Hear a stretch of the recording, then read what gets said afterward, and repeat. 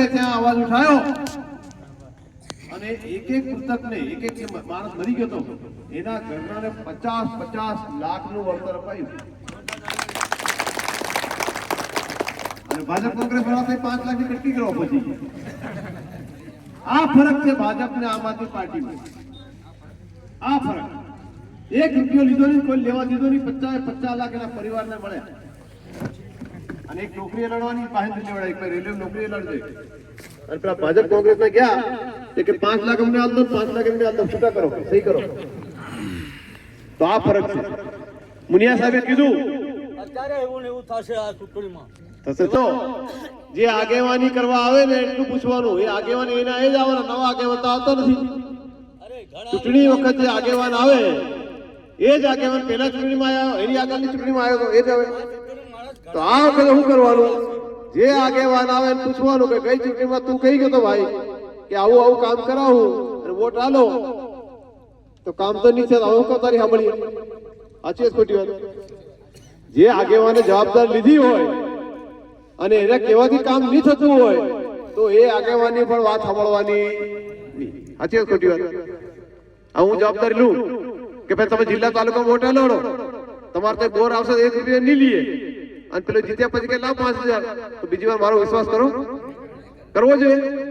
તો જેમણે બાહેંધરી લઈને ભાજપ વાળા કે કોંગ્રેસ વાળા વોટ લડ્યા એ આગેવાન આવીને એમ કે વોટ આલો, કેવાનું તારી નહીં મળીએ, કેમ કે ગઈ ચૂંટણીમાં તું છેતરીને ગયો તો, હવે અમે છેતરાવાના નથી।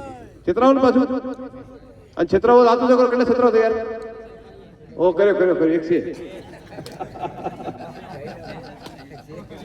તો આપણે આ તો કરવાનું છે, આ રાજકારણમાં બીજું કોઈ કરવાનું નથી, આપણે જાગવાનું છે ને જગાડવાનું। આજે અહીંયા 100 જણા ભેગા થયા, કાલે સવારે ખેતરમાં જાઓ, આજુબાજુના ખેતરવાળા 4-5 મિત્રો મળે ને કહેવાનું કે ભાઈ વર્ષોથી ભાજપ વાળા વોટ આલ્યો કે નહીં આલ્યો, વર્ષોથી કોંગ્રેસ વાળા વોટ આલ્યો કે નહીં આલ્યો, ભલું થયું ભાઈ, થયું તો પાછા હું કામ આલવાનો? આપણે હમણાં ખેતીની સિઝન ચાલી રહી, કોઈ દુકાને જઈએ, પેલો એમ કે આ મકાઈનું બિયારણ છે 5 કિલોના 5000 રૂપિયા કે 1000 રૂપિયા, પણ એક રાડા પર 2 ડોડા બેસે એમ કે આપણે લાવી જ લાવીએ, મોટા 2 ડોડા બેસે આપણે લાવી જ લાવીએ, આપણે એમ જાણીએ ભાઈ વધારે પાકશે, સાચી વાત છે, આપણે લાવીએ અને એનું વાવેતર કરીએ, ખાતર આલીએ, પાણી આલીએ, રાડું આટલું મોટું થઈ જાય અને એના રાડા પર એક પણ ડોડો નહીં લાગે, તો એ બિયારણ જે દુકાનેથી તમે લાવ્યા હતા એ દુકાને બીજી વાર જાઓ ખરા? કેટલા જણા જાય? પાકું નહીં જાવ કે નહીં જાવ? તો નહીં જાવ, બાજુવાળાને પાછા કહો કે પેલો ઓહરો ચોર છે તે જતો નહીં। સાચી વાત ખોટી વાત? આ વાત સાચી છે ખોટી?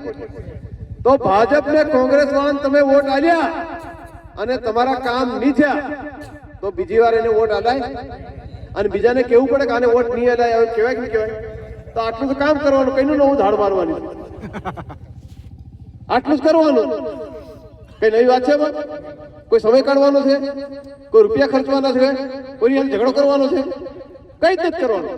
તો આ તો આપણે કરવાનું છે કે આપણે જાગવાનું છે અને આપણી આજુબાજુ ફળિયામાં, ગામમાં, જ્યાં જ્યાં આપણા સગા સંબંધીઓ અમને જગાડવાના છે કે આ વખતે ગમે તે થાય આ ઝાડુને વોટ આલવાનો છે અને ઝાડુ જીતાડવાનું છે અને ઝાડુ આપણે જીતવાનું જ છે, એ નક્કી છે।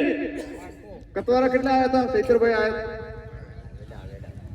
ભાઈ, અમે 7500 ખુરશીઓ લાયા।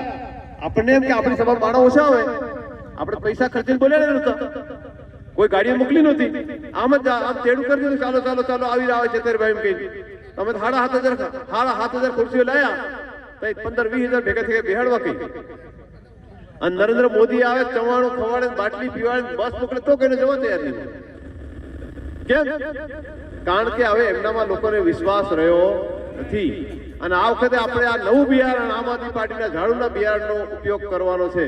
અને આ બીજી વાત તમને કહું, 2022 ની ચૂંટણી થઈ, આપણે જીતતા રહી ગયા, 34000 વોટ લાયા, કે ઓછા વોટ નથી લાયા, કેટલા લાયા? 34000 વોટ લાયા આ મુનિયા સાહેબ અને તમે બધા આલ્યા, પણ થોડીક કચાશ રહી ગઈ એટલે આપણે હારી ગયા।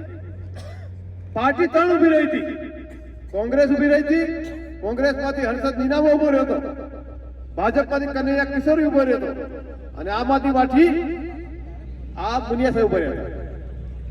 હવે આટલા વખતના તમે જો વાયુમાંથી જો આ મુનિયા સાહેબ એવા છે કે હારી ગયા તોય તમારી પાસે ફરફર કરી રહ્યા, ફરી રહ્યા નહીં ફરી રહ્યા. સાચું બોલજો, ફરી રહ્યા નહીં ફરી રહ્યા. કનૈયો કિશોરી જીતી ગયો તોય નહીં આવી રહ્યો. અને પેલા હર્ષદભાઈ હું ના હર્ષદ નીનામો કોંગ્રેસમાં જે ઉભો રહ્યો હતો એનો તો કોઈ અત્તો પતો જ નથી, કહી શકાય નહીં. અને જેવી હમણાં જિલ્લા તાલુકાની ચૂંટણી આવશે એટલે અહીં બધા આમ કે લાઈન હોય છે, કેમ છો, મજામાં મજામાં મજામાં, ભાઈ કેમ આવ્યા, તો કે ચૂંટણી આવી ગઈ, પાછા વોટ આપજો પાછા વોટ આપજો. તો આ વખતે ઠગાવવાનું નથી, બરાબર. વધારે સમય થઈ રહ્યો છે, ખૂબ આપણે લેટ થઈ રહ્યા છે. બીજી એક વાત ધ્યાન રાખજો, હમણાં SIR ની પ્રવૃત્તિ ચાલી રહી છે.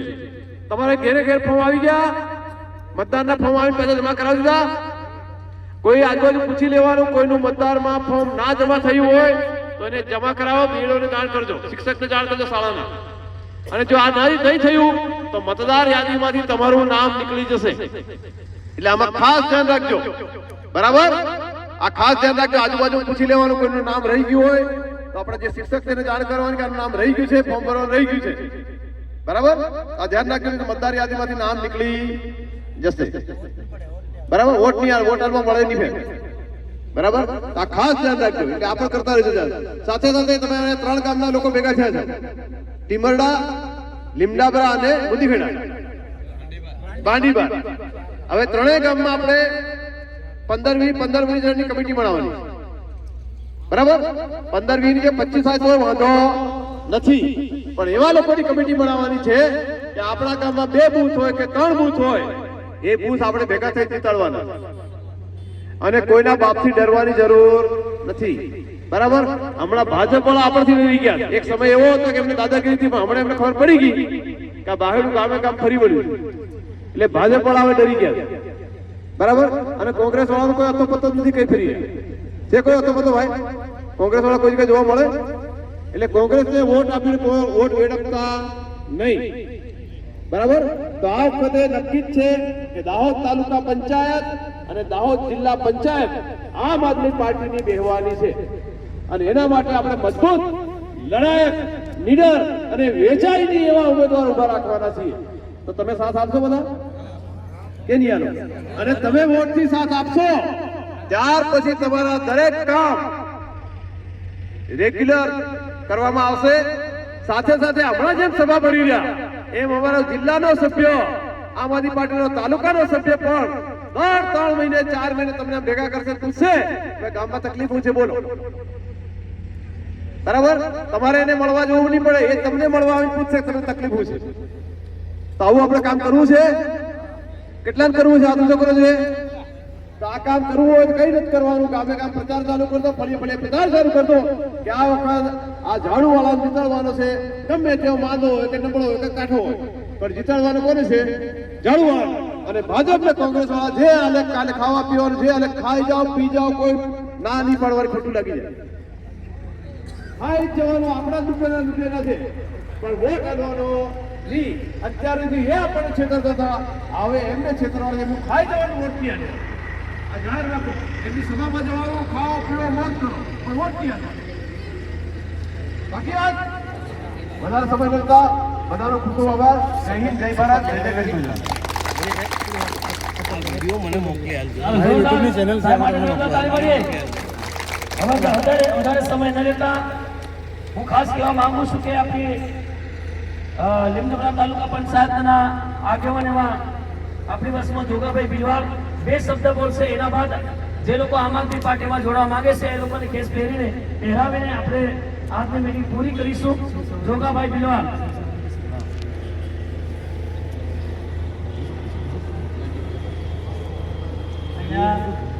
આજે પધારેલા તમામ મારા વડીલો, કાકા, બાબા, જે બી સંબંધમાં આવતા હોય બધાને રામ રામ.